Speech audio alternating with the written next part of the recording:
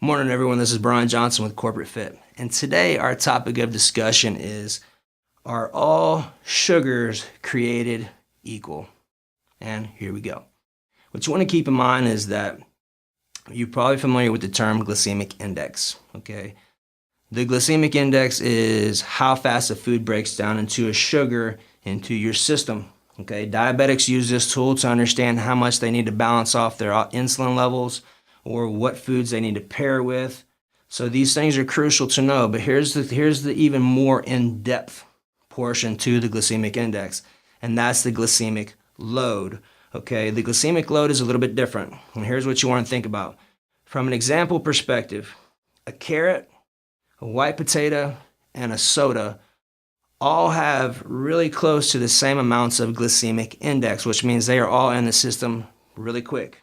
However, a carrot, a white potato, and a soda have significantly different glycemic load effects, which is how much power that nutrient has to raise the blood sugar levels and the hormone levels.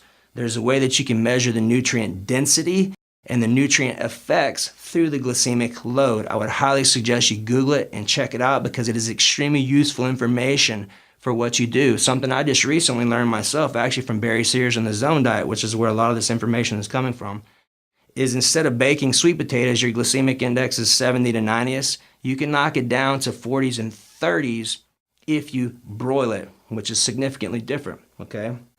It's important to remember that each body is different, okay? So what works for me may not work for you. The important thing is to take notes on what you feel like. Always pair your foods with a protein.